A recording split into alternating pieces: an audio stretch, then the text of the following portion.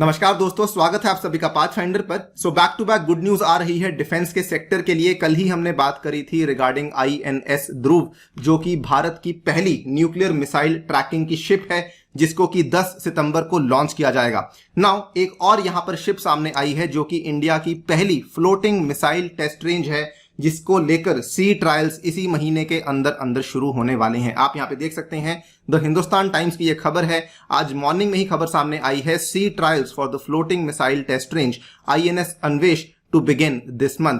इसके बारे में दोस्तों बात करेंगे कि एग्जैक्टली इस चीज का फायदा इंडिया को क्या मिलने वाला है। ऑल्सो डिस्कस करेंगे कि इंडिया की जो मिसाइल टेस्ट रेंज है वो और कौन सी है, एंड ऑल्सो बात करेंगे कि इसके चलते हमारी जो स्ट्रैटेजिक कैपेबिलिटीज हैं वो किस तरीके से बढ़ने वाली हैं। चलिए स्टार्ट करते हैं मेरे साथ। मेरा नाम है अनिरुद्ध। लेक्चर की पीडीएफ को डाउनलोड कर सकते हैं यहाँ पर दिए गए टेलीग्राम चैनल्स के माध्यम से। ऑल्सो ज्वाइन कर सकते हैं मेरे साथ वेरियस जो सोशल मीडिया चैनल्स के ऊपर using this particular handle.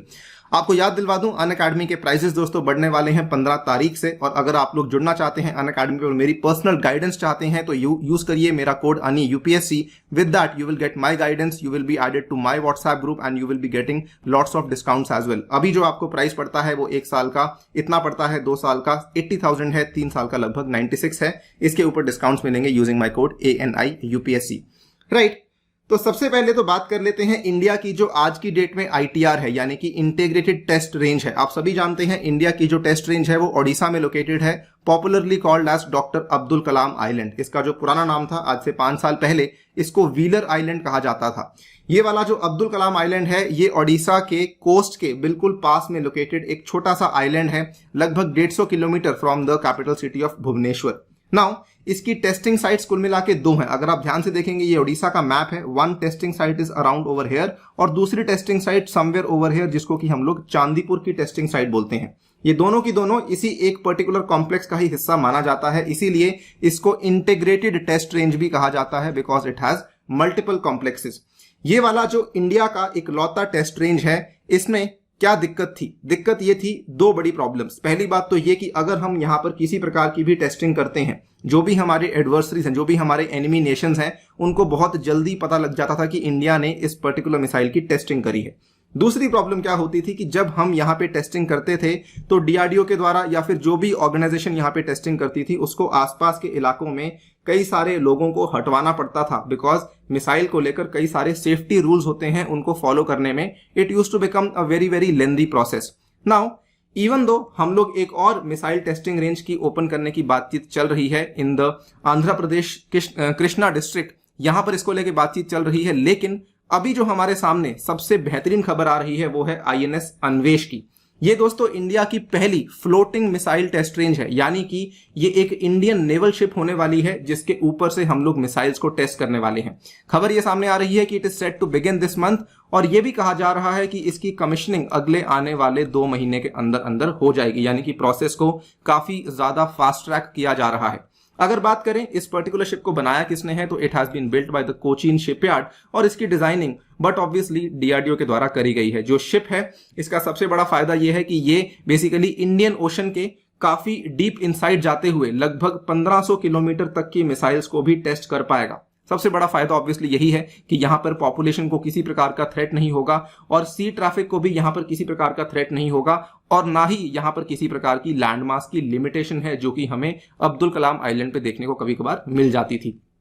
Now बड़े फायदे और भी हैं। मैंने आपको कहा कि वहां पर कई सारे नोटिस जारी करने पड़ते थे, लोगों को हटवाना पड़ता था। एक और तरह का नोटिस होता है जिसको कहा जाता है NOTAM. NOTAM is basically notice to airman which is filed with an aviation authority to alert कि आपके आसपास इस तरह की टेस्टिंग चल रही है। नाउ ये वाली जो टीडियस एक्सरसाइज होती थी नोटैम को इशू करने की, उनको सतर्क करवाने की, ये सब तरह की एक्सरसाइजेस भी अब यहां पर करने की आवश्यकता नहीं पड़ेगी। मोर इंपॉर्टेंटली अगर आप देखें, कई सारे हमारे जो फ्यूचरिस्टिक मिसाइल प्रोजेक्ट्स हैं, उसकी जो टेस्टिंग है वो काफी जल्दी हो पाएगी। अभी हमें टेस्टिंग करवाने के लिए काफी लंबा टाइम लग जाता है, वो वाला प्रोसेस भी यहां पर काफी जल्दी ठीक हो जाएगा। As I told you, clandestine testing का सबसे बड़ा फायदा है। डीआरडीओ की जो मिसाइल टेस्टिंग अभी हो रही थी व्हीलर आइलैंड के ऊपर, वो बेसिकली हमारे एडवर्सरीज के स्कैनर के अंदर बहुत ही जल्दी आ जाती थी, लेकिन ये वाली जो आपकी फ्लोटिंग टेस्ट रेंज है, एफटीआर है, it will allow the discrete testing of missiles and the torpedoes. Torpedoes basically anti submarine missiles होती हैं, इन दोनों की टेस्टिंग करवा दी जाएगी 400 to 500 nautical miles into the sea. Again हम इन सारी चीज़ों को काफ़ी क्लैंडस्टाइन, काफ़ी सीक्रेट तरीके से करवा पाएंगे, जो कि हमें एक तरीके से स्ट्रैटेजिक एज ऑफर करता है in the Indian Ocean region. More importantly आगे जाके अगर आप देखें, डीआरडीओ का एक काफी बड़ा प्रोग्राम है बैलिस्टिक मिसाइल डिफेंस प्रोग्राम, और ये वाला जो प्रोग्राम है इसका जो दूसरा चरण है, डीआरडीओ ने अभी तक इसको शुरू नहीं किया है। इसका जो पहला चरण था वो हमने काफी पहले खत्म कर दिया था। बीएमडी प्रोग्राम क्या होता है कि अगर आप उसमें मल्टीपल टाइप्स की मिसाइल्स होती हैं, बीएमडी प्रोग्राम का जो हमारा फेज 1 था उसमें क्या था, पृथ्वी एयर डिफेंस और दूसरा एडवांस एयर डिफेंस था।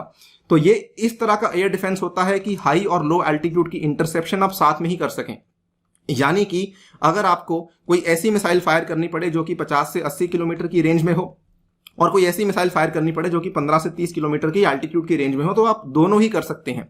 लेकिन अब डीआरडीओ का ये मानना है कि उनका जो अगला बीएमडी का प्रोग्राम है फेज 2 का, उसमें उनको टेस्टिंग करनी है 2-2 हजार की किलोमीटर वाली रेंज की, और इस पर्टिकुलर टाइप की टेस्टिंग वो चाहते हैं कि वो इस तरह की एफटीआर के ऊपर से ही करें। इसीलिए डीआरडीओ इस पर्टिकुलर एफटीआर के ऊपर काफी बड़े रूप से रिलाई करने वाली है।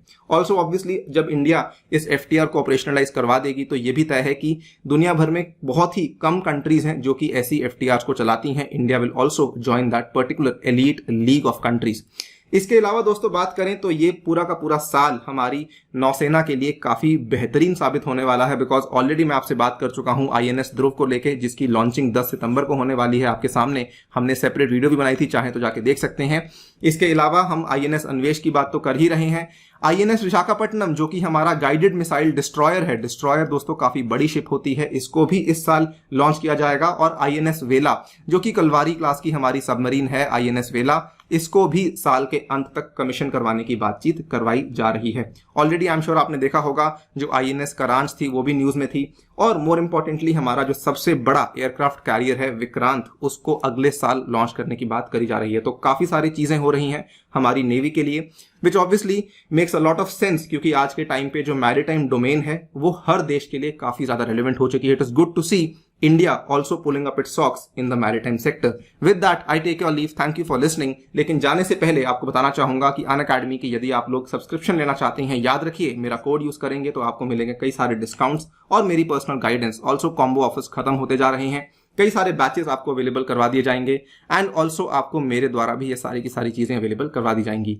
Use my code ANI UPSC to enroll in the combat in order to win scholarships and also for the free test series. Thank you for listening. Stay tuned and stay safe.